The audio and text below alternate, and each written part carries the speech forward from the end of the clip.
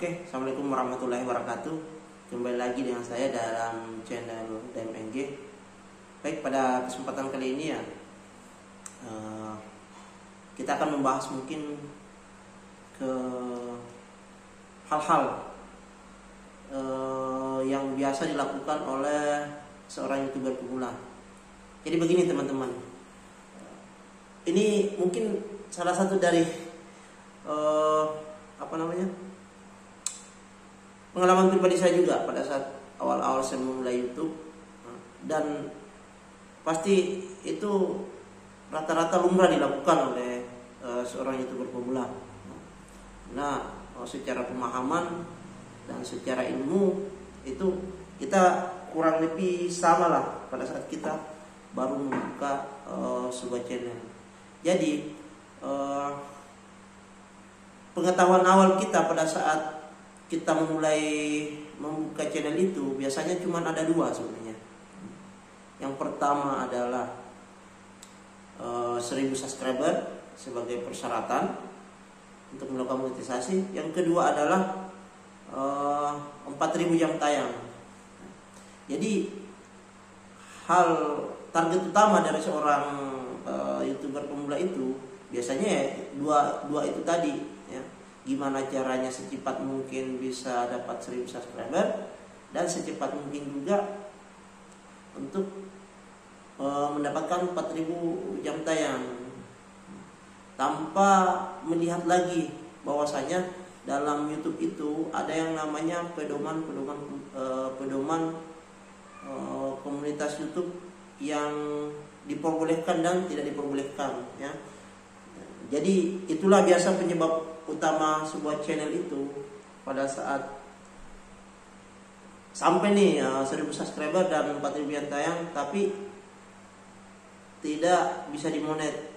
Dan itu baru alasan tidak dimonet itu kan biasanya kan konten yang digunakan ulang, konten yang berulang, ataupun klaim hak cipta. Biasanya kan seperti itu. Dan itu biasanya baru ketahuan oleh seorang YouTuber pemula itu pada saat pengajuan monetisasi itu tadi ya. Jadi yang ingin saya sampaikan di sini untuk pertama kali ini itu gimana caranya teman-teman, kan istilahnya teman-teman baru buka sebuah channel kan, untuk baru mengarah ke 1000 subscriber dan 4000 jam tayang. Jadi hal ini saya sharing supaya teman-teman tidak nanti pada saat baru mau pengajuan monetisasi baru tahu hal-hal seperti ini, baru mengerti bahwasanya ini ada aturan-aturan seperti ini yang selama ini sebenarnya kita langgar, tapi kita tidak tahu bahwa kita telah melanggar sebuah pedoman yang diatur oleh komunitas YouTube itu. Jadi kembali ke topik utama, target awal seorang YouTuber pemula yaitu 1000 subscriber dan 4000 yang tayang. Jadi yang pertama biasa kita kejar itu adalah 1000 subscriber. Gimana caranya? Ya? Jadi pada saat kita memulai sebuah channel itu kita upload video kan di awal. Setelah itu kita nunggu nih, biasa kan? Kita nunggu, tidak ada yang menonton video kita. Pada saat kita lihat view ataupun jam tayang yang kita upload itu tidak ada pergerakan sama sekali, barulah kita mulai belajar. Nah, kita belajar di YouTuber besar yang mengajarkan tentang tata cara ber-YouTube yang baik dan benar. Nah, banyak kok channel-channel besar yang seperti itu. Dan pasti sebagai seorang YouTuber pemula pasti akan mengarah ke situ pastinya. Pasti akan mengarah ke situ tentang pembelajaran bagaimana cara menjadi YouTuber. Nah, pada saat kita berkunjung ke YouTuber besar itu, ke channel YouTuber besar itu, kan banyak tuh di kolom komentar Dan rata-rata di kolom komentar itu adalah ajakan tentang saporsap. Nah, itulah pintu awal kita memulai yang namanya seorang YouTuber pemula itu tidak terlepas dari saporsap. Ya, karena itu tadi berawal dari ketidaktahuan kita tentang gimana cara ngupload video supaya ramai, terus karena tidak ramai akhirnya kita berkunjung ke channel besar untuk belajar gimana caranya supaya video yang kita upload itu ramai. Dan pada saat kita sudah berada di lingkaran zona tempat kita belajar itu, ternyata di dalamnya YouTuber pemula semua kan. Nah, disitulah kita bertemu dengan sesama YouTuber pemula tuh. Dan YouTuber pemula pasti di kolom komentar rata-rata akan mengajak untuk saporsap. Jadi yang namanya YouTuber pemula itu pasti akan sangat sulit untuk istilahnya mengenal yang namanya saporsap. Kalau memang kita bukan seorang yang terkenal, beda lagi istilahnya kalau seorang artis atau orang yang sudah terkenal di media sosial yang lain, misalkan kayak di IG misalkan sudah terkenal duluan, ataupun di Facebook sudah lebih banyak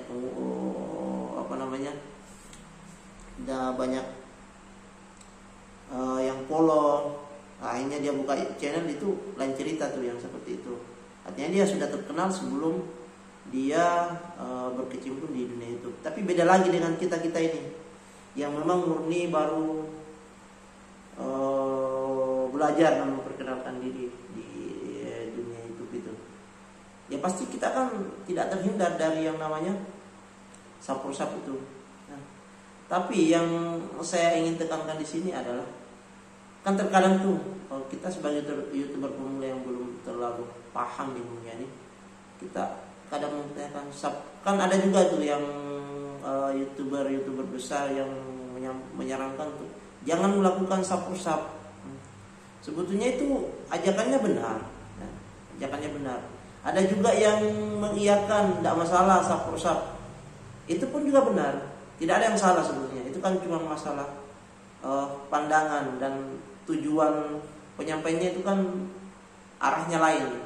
Tapi dua pernyataan tadi antara yang bertolak belakang antara mengiyakan saporsap dan tidak mengiyakan saporsap, itu dua-duanya saya rasa itu benar, karena semua punya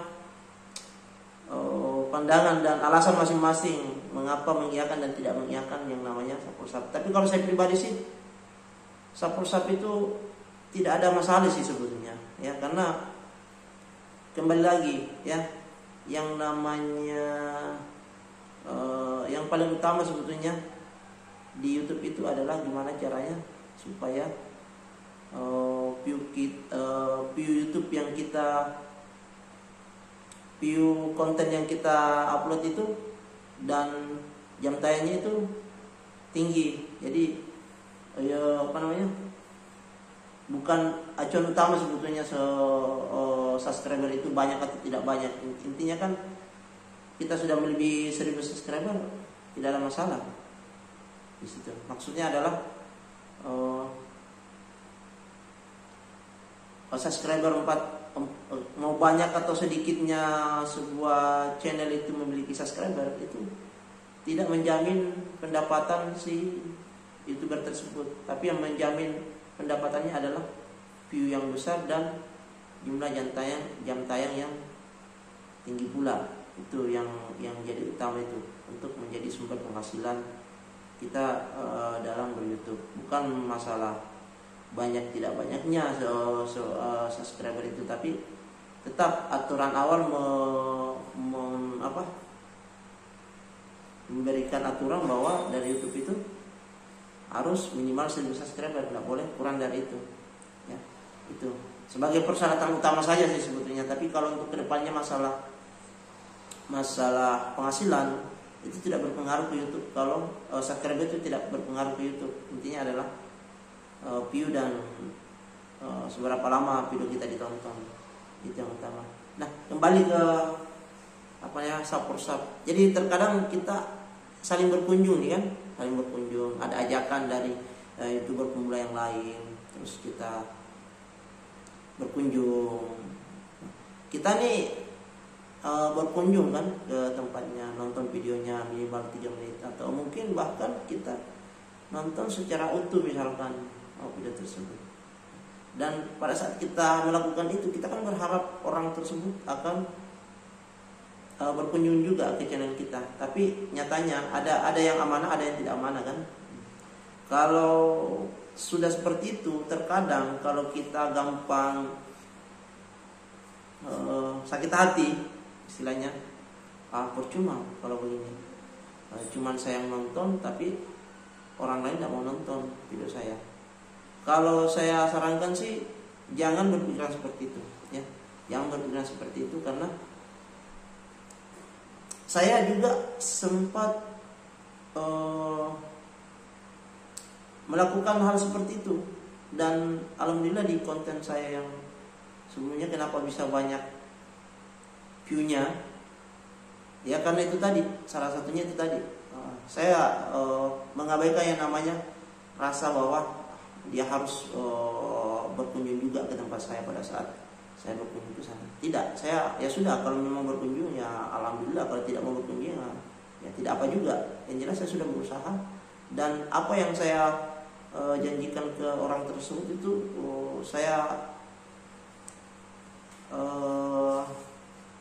saya tunaikan dulu apa yang saya janjikan, bahwa saya akan berkunjung ke tempat channel tersebut, seperti itu.